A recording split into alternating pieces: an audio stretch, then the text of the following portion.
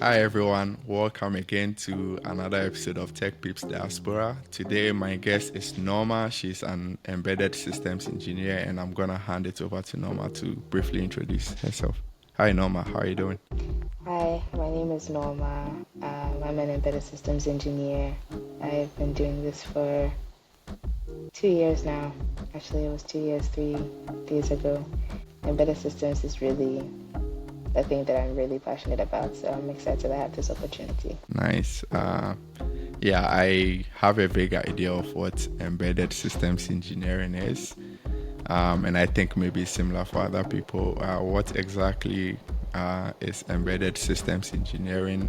What do you do on your day-to-day job? Embedded systems engineering is, I guess the simplest way I can put it is, it's like a mashup between software engineering and then electrical engineering and sometimes mechanical engineering. On a day-to-day, you work with systems, you work with controllers, you work with software that tells hardware what to do essentially.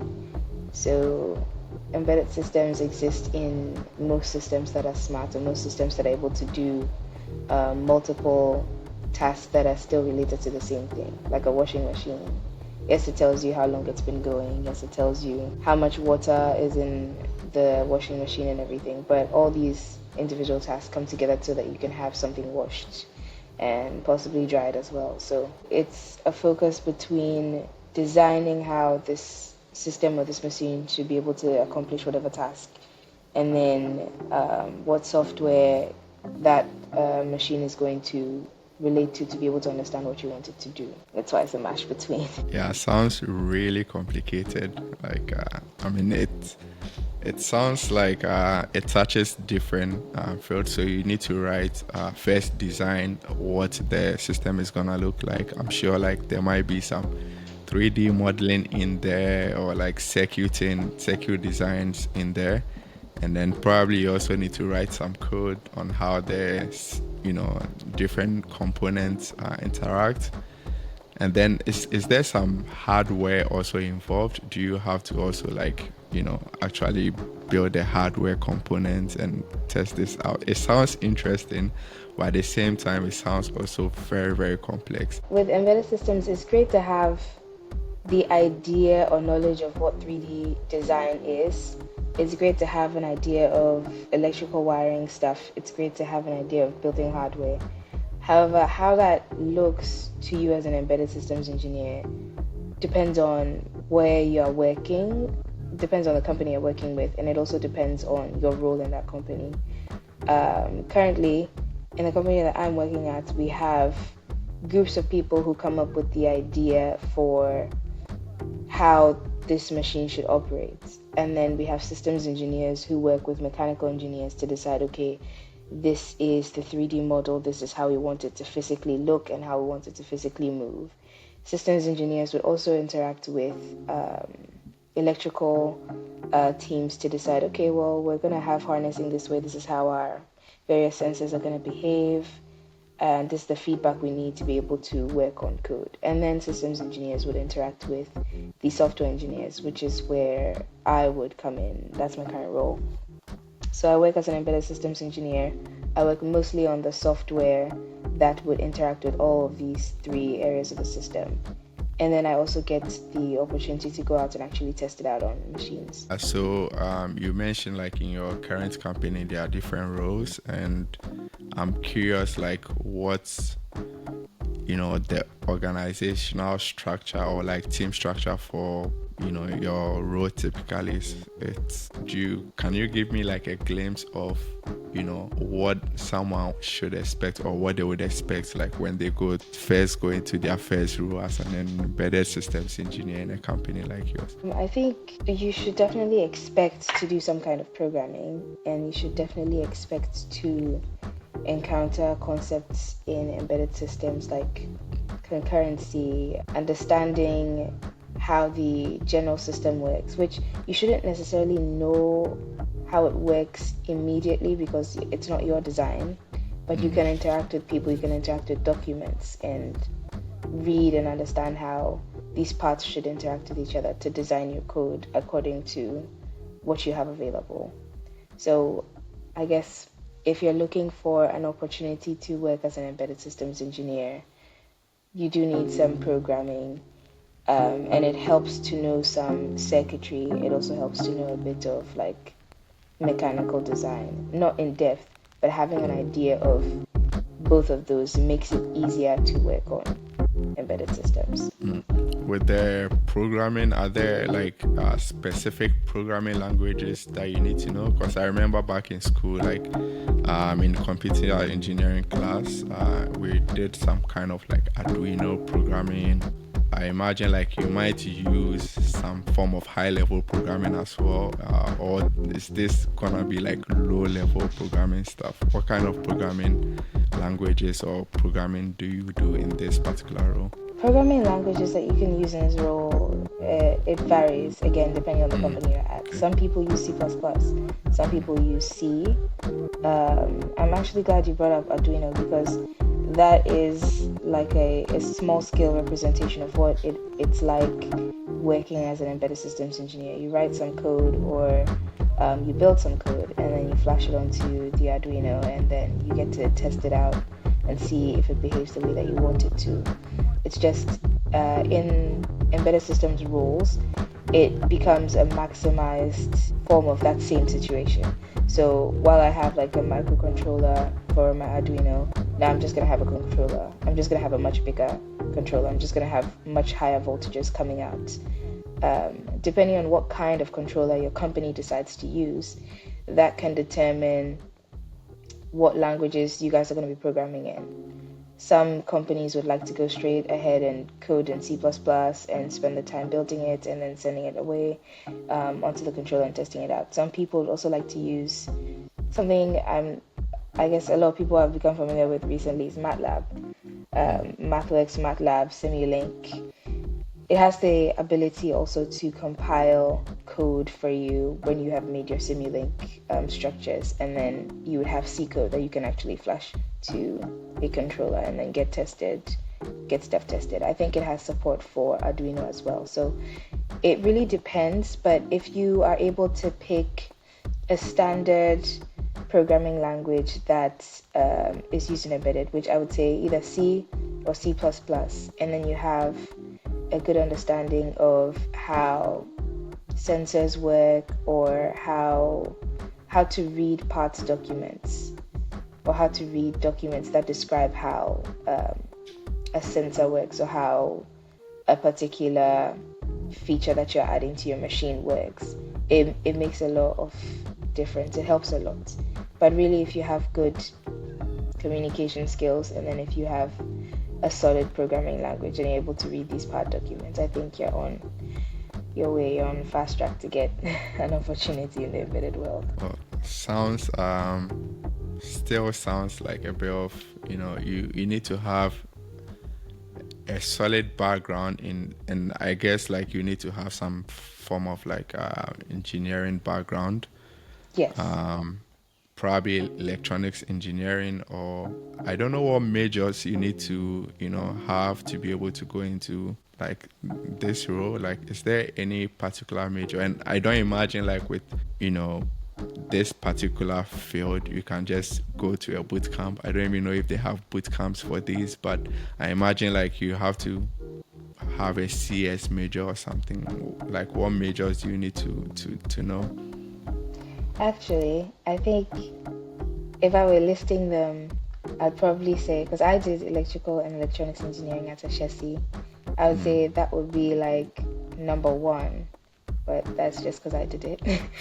Electrical and electronics engineering, and then I would say mechanical engineering is helpful, so maybe mechanical engineering, and then I would probably go from electrical electronics to computer engineering and then mechanical engineering.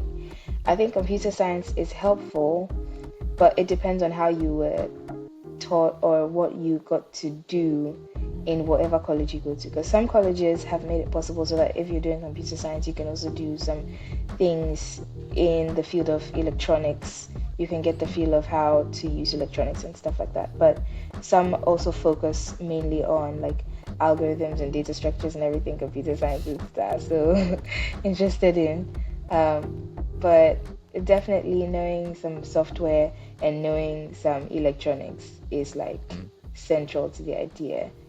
So if you have the opportunity to learn, I would say the easiest thing for me was learning embedded C. And people talk about C or C sharp or C plus plus being like super complicated and everything.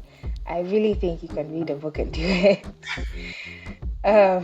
There are countless books out there, so you can just look at them. There's a lot of open source coding sites that you can practice on, and then once you have a feel of just being able to program basic things in C, because again, you don't want something overly complex and making your controller's brain just not be able to process what you're doing fast enough to get the actions you want. So learn the basics of C, and then you can look at using an Arduino, and rather than using the already existing libraries of the Arduino, you can try to create your own libraries for how components should work. So that would be like, I guess, a scaled down version. So if you're able to learn C, basics of C, and then using an Arduino, going over the existing library code first, you'd be able to tell, okay, this is actually very similar to what I just did in learning just C. Mm. After understanding how that works, it would be nice to try to recreate those in C without using the existing libraries. And after figuring that out, or at least during the process of figuring that out, you'd realize that, okay, to be able to do this, I actually need to know how this LED works. So I need to know how this buzzer works. So I need to know how these, components, all the little things that come with the Arduino kits, you'd need to figure out how to search them up on the internet, find their part numbers and search them up and understand, okay, these are what these pins mean. This is how to interpret what comes through here. This is how to read this voltage. Then you can move ahead to a controller that is not as popular or doesn't have pre-existing libraries. So one of the controllers that I used in school was the Freedom Board. It has an ARM controller, which a lot of companies are really excited to see on your resume. If you mention that you have worked with an ARM controller, an ARM-based controller, they would be very impressed. And if you're able to explain how you used it to make whatever projects that you have created, it really helps. So in using something like that, because it doesn't have documented libraries on, okay, well, this is how to use an LED with this controller. This is how to send code and then have a buzzer do this sequence of beats and everything. You'd figure it out, and being able to figure that out by searching on the information of these components and how this controller works and what these lights mean on this board is a very important skill to have. And if you're able to do that, you'd be able to do a lot of work in the embedded world, because that's what I did, and that was the only background that I had. And I did my interview, and I'm able to do my work every day. Now about interviews and like what a job search is like for embedded system roles. I'm familiar with how it is for software engineering roles and coding roles, but I don't think I've heard how interviews are conducted for like this role. What's the interview process like? Again, it varies from company to company. I've worked in an embedded systems role in two different companies. In one company, they stuck to the regular looking at your resume. Okay, tell me about this project you worked on. Tell me about this other project you worked on. So a thing that you should be very conscious about is knowing every detail of your project, and not just being a person who says, oh, I wrote the code and then this part works. Being able to clearly articulate that, okay, this is how this part works, this is how this other part works, and to be able to get clean code, to be able to get code that actually makes sense to try and implement in the real world. I try to explore on creating my own personal libraries for how this thing is going to work. A thing that people are also concerned about is how much space you're going to have on that controller's memory. So you want to write code that definitely covers the functionality of each component, but covers just the functionality that you need or is necessary, that you have space for, to be able to put all of that on the controller and have all the features that you want to be working together interact with each other. So knowing your project, but also knowing keywords that embedded systems engineers would be looking for. They would want to hear things like the controllers, the actual ID for the controller. Like, do you know what is on this board, or are you just calling it a freedom board? Do you know how much space? Do you know your flash memory? Do you know the voltage ranges that your controller gives? Do you know the frequency? And then, given that information about the controller, do you think that these components that you're interacting with the controller with, or do you know your hardware pinouts as well, to be able to visualize that, okay, if I'm going to need all of these pinouts, then I'm going to use this number of pinouts in a way that would make my project look less complicated, or I'll have enough pins with this board to be able to do the project that I want to do and still have it working right, but also looking good, and also working like as fast as I would need it to. So you need to know the keywords to mention. And it would also be great for you to be able to tell them about protocols that you have encountered while you are learning or while you are making your project. There's I2C in real systems. I work on vehicles, so in a lot of these systems, one of the main network protocols you would want to have an idea of is CAN. CAN networks are very, very important. They're used in like every vehicle. So it's great to have an idea of how that works. And even if you haven't interacted with CAN, it's just great to know about it, be able to identify it, so that in an interview you can say, okay, I haven't interacted with it, but I know this is what it does, this is how to interact with it, this is how to use it. And based on that alone, you should be able to pick it up in an office setting. In other interviews, there's also the STAR method, them just expecting that you have good communication skills. You're able to tell them how you've handled an issue in a very decent way, that they feel like, okay, our company is actually going to be able to have you on our team. We're actually able to work with someone like you. So you need to have a good balance between the two, because one of the interviews was more skewed towards what I had done or what I have done on my resume. And so you need to know every bit of it. They don't want a situation where it's like, oh, you wrote this project, and then they ask you and you're like, oh yeah, for this project. And then you give a summary of it like you don't actually know what happened in the project. And they also want someone who's like a real person and can tell you, okay, I've encountered a situation like this and this is what has happened. So the STAR method and really knowing your projects and your resume. Okay. And probably, like you said, it also depends on the companies. Like, is there an expectation of, because in like some software engineering roles, interviews, you might be given like a test, a coding test to implement something. And I'm curious if, like for these roles also, it's possible that you might be given like a test to, make something work and show that off. Have you had, or at least maybe not in your personal experience, but are there cases where you could also have those? Before I got into this role, I did a lot of research. Like, I went down the YouTube rabbit hole of what to prepare for an interview for embedded systems. I came across people who have had interview questions. So during the interview, they would just ask you random questions about controllers, which is why I mentioned earlier that you should know the details of your controller off the bat, like your memory size, your frequency, everything. Know it off the bat. But don't memorize everything as well. Just know the main details about it. And these are the kinds of things that when you're in an embedded systems class or something, professors would touch on when they're introducing a new controller to you. So it's just those basic things. But then they would also probably ask you, okay, how many bits can an int 8 item hold? Things like that. They would be able to ask you in interview questions where they're trying to assess whether you understand what's going on or not. And then there are also people who had interviews where they would be asked to program something in C. So again, if you know C, that'd be really helpful. And then if they asked you to do it in C or C++ as well, I mean, if you have a good understanding of both, that's great. But more often than not, they would ask you to do it in your preferred language. And my preferred language is C, so I would just do that.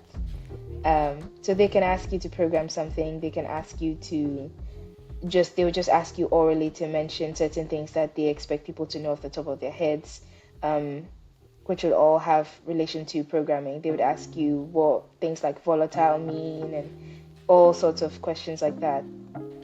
I haven't ever come across a situation where they would actually ask someone to program a controller and have something happen. So I don't know if that is going to happen, has happened to someone, and I just haven't met them.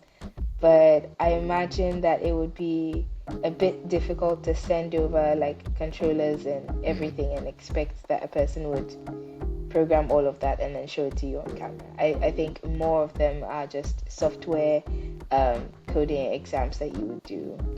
So Yeah, I guess like apart from like the logistics issue, sending stuff over, but also like it's easier for them to like assess someone just by them walking them through their projects and their portfolio. It's so easy to know when someone doesn't really know what they are saying, right? And yes. have like the experience, so you can't really lie your way through that. So you mentioned like you had your bachelor's in Ashesi, like in Ghana. Is that when you decided you wanted to be an embedded systems engineer, or this was something that you were always passionate about and that is why you studied electronics engineering at Ashesi? Actually, I studied electrical and electronics engineering at Ashesi because I didn't get the chance to study mechanical engineering. And I wanted to study mechanical because I was trying to get out of studying medicine. So at a point when I was very, very young, I told my parents that I wanted to do medicine. And then as I was growing older, I Who decided I didn't want to doesn't? do medicine anymore because the idea of blood was just not a thing for me. I didn't like the idea of like going further and further and actually having responsibility for people's bodies and anything of the sort. So I was just like, okay, that's not for me. But after I graduated high school and I was going to college, I was debating with my dad whether or not I could do mechanical engineering. And he and a few of my uncles convinced me, mechanical engineering might not be as great as you think, or they just had all sorts of things. I guess maybe they weren't confident that I'd be able to do it. So they were trying to dissuade me. So then I conceded and I said, okay, let's just try electrical. And my plan was at Ashesi, you can switch majors after a year. Since in the first year, everybody in engineering is doing basically just about the same thing, it wouldn't be too hard for me to switch. And I went in there and I did electrical, and I didn't like physics 1, which is what a lot of mechanical engineering is based on. So I decided I'm sticking with electrical, and I still hadn't decided I wanted to do embedded yet. But in that first year, we did a course with Introduction to Engineering, which was really cool. We got to work with an Arduino. I worked with a team and we built a weather station project. It's able to read humidity, water levels, temperature, and all of that wonderful stuff. And it was really cool for me to see like, oh wow, we wrote a program, and then we got some feedback from an Arduino controller and like it displays information. It's like really cool. But then at the back of my head, I was like, but I didn't really program it. I just used existing libraries. I just like knew how to wire up a few of these sensors and then it was able to do stuff.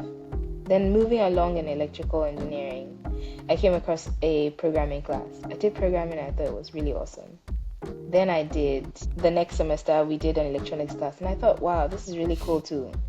And at that time, I still didn't have any idea that such a thing as embedded systems existed.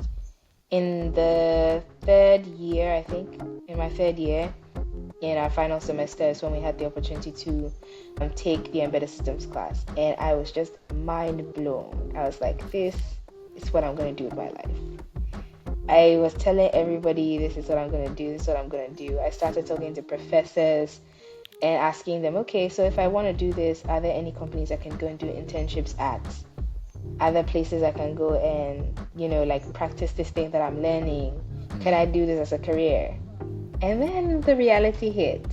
There's actually no place, or at least at the time, there was no place that actually had like a well-defined embedded systems role. So every professor I have interacted with thinking, like they teach this, they must have learned to implement this at a company somewhere. That's how they're able to teach us how to implement it. And everybody went outside of the country to go and learn in a university somewhere and come back and teach us. So they all were like, sorry, there isn't actually a well-defined place. I scoured LinkedIn like crazy and I found nothing in Ghana that I could go ahead and be studying. So I decided, okay, let's just try other places. And I had family in the US that I could come and like stay with as I was searching for at least for a month or two. So I came after much convincing of my parents. I came after I had gotten the opportunity to work at an embedded systems company, or a company that was looking for an embedded systems engineer. So after I got that, then I was able to move here and get a place to start working. How has it been like so far? What was it harder transitioning from Ghana to like the US, and especially like in the job sector? Like, were there any serious cultural changes? Like, I know like the work culture in Ghana and in other like places are could be very like divergent. Were there any ones which were very notable for you? I think, yes, actually.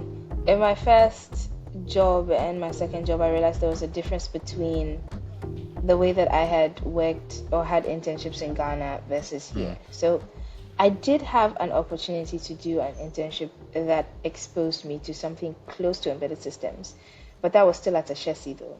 Ashesi does this thing at the AIX camp and invites students to come and take part of, high school students to come and take part of things like robotics or engineering or creative arts, things like that. And so I happened to be a coach at Ashesi at the time. So I got to introduce high school students to working with an Arduino, making just a small system that does things.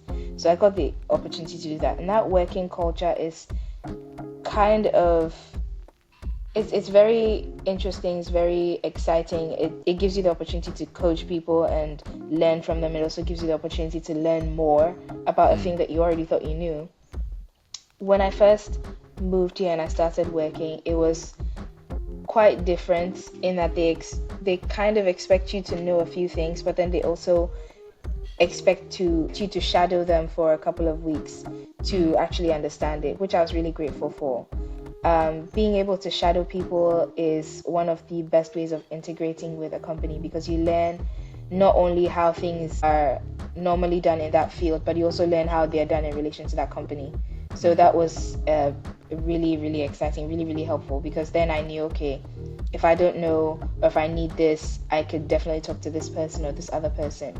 So those were things that I thought were really cool, different from the culture that I had, but then again, it would be different because I wasn't necessarily working as a coach when I came here. I was working as a coach in Ghana, and so they kind of expect you to already know a few things, so go ahead and do these things.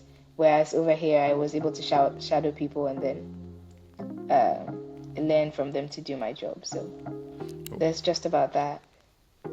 What's the most interesting thing for you about like being an embedded systems engineer? Everything. I like everything about it. I like being able to write code. I like being able to assess other people's code as well. I like being able to go out and test the code and see if it actually works. I think the most exciting part is to go outside and test out the thing that you have just made. What's that like going outside? And you mentioned like in your current company, you mostly work with cars. It says, okay, Yes. this is just in movies, right? Like where there's a live, there's this joke, the best way to test if your code works in an airplane is to be on board when the pilot is flying, and Is that something like that where you go to the cars in their factories and I work on off-road vehicles actually. So they're not necessarily cars, but they are still like okay. vehicles. So it could be anything from a tractor to a pile driver to a combine. It could be anything.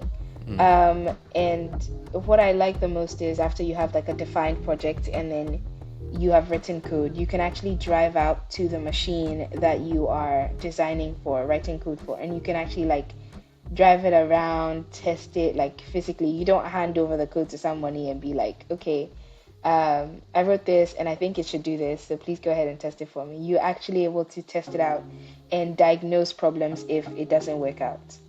So this is where I was talking about using CAN a lot because CAN is like the way that the controllers in the vehicle talk to each other. In regular cars, in trucks, so getting familiar with CAN protocols is really good because if you're able to use that and use software that's able to interpret CAN to tell you exactly what's going on, you can tell, okay, the machine can hear what I'm asking it to do, but it's not doing what I'm asking it to do because one part of the machine can hear it and the other part can't, or something of the sort. You get a chance to actually put your software on there and then move it around and see what happens. Sounds fun. Like I like the driving around part, but and what would you say has been like the most challenging thing for you so far? I would say imposter syndrome. So when I graduated from Ashesi, I immediately thought, you know, I want to do this. Maybe I should just go to school all over again. Like I really thought I didn't know anything. I really thought I don't know everything that I have written exams and passed for. I didn't know any of the things that I've made projects for. I really just believed I have to do it all over again before I can apply for a job and everything. And the truth is, it's not that scary. If you know the stuff, if you've done your preparation, you can do it. You can definitely do it. And you also can't know everything. There will definitely be things you don't know, but the fact that you're willing to learn makes it that much better for you in the field. A lot of things that I have been able to do recently is just because I didn't know and I didn't really like understand how this works, but I understood how other things works, and that's what got my foot through the door. Now I need to understand how to ask people, hey, I saw you do this and I don't understand how that works. Can you explain it to me? And now I understand it. I can incorporate it into what I'm doing. So it's really a lot of learning. Yeah, I don't think imposter syndrome ever goes away. Yeah, even I mean when it's your first, job, it's for that you can't, it's hard to shake it, but even after your first job or other roles, and it's something that never goes away. You just get better at handling it, right, and moving past it. So that's definitely something that people should expect. Like whenever you're going into a new role, you're gonna doubt yourself a bit, but at the same time, like you got there because they thought you could do the job, and you just need to fall on your strengths and also be curious, I guess, like to ask when you need help and stuff. So I'm not surprised that that came up. Yeah, it happens to like all of us. Yeah, are there like any other things or hobbies that you do outside of work that or you just stick to the nerd stuff, and after work you still program some tech and stuff? Honestly, yes. Oh my goodness, I was So hoping you would so say something else. so I do other things as well, but because I liked it so much when I first started in college, I got myself like controllers, and so I got myself an Arduino, I got myself a Freedom board, and I got myself a Raspberry Pico so that I could. This was all before I got my job though. I was trying to recreate all the projects that I had done in school with controllers that I hadn't used before in C so that I could confidently say that I know how to make this thing on my own and I don't need other people like holding my hand to go through it. Like I understood what we did in school. This was also because of the imposter syndrome and me believing that I didn't know how to do what I was doing. So, but it was a fun process and I still have them just to do things. It's just nice for me to be be able to do them on random days. But I crochet and I knit and I like to read and I like rewatching shows that I like. So I do that. I do that a lot. Yes. And crocheting and knitting definitely came in handy when it was winter over here because it's You so make your cold. own winter jackets and I Well, like I just did the scarves and then the beanies. I did not have the patience to make the sweaters and then the jackets. that's nice. It's a skill that I don't think I can have the patience. I have a patience for a lot of things, but just putting together those strings. Yeah, I don't think I can do that. Hey, thanks a lot for spending the time to talk us through like your journey, and I learned some things about embedded systems engineering and how like still it still sounds complex in my head, and It's really not. It's really not. yeah, Or I maybe I'm did. just saying that because I've been doing this for a while. Yeah, I mean, the domain, like, so well, it's where you work. So, yeah, for me, I did a bit of that in school, but there were some fun parts, and there were I liked tinkering with stuff and soldering stuff together, but I didn't like a lot of the theory and the circuitry and the calculations and stuff. But yeah, nice to see like you got in there and doing what you do, and also like sharing your story to inspire other people. That's really cool. So thanks a lot for joining the show. Thank you for having me. Okay, cheers. Bye.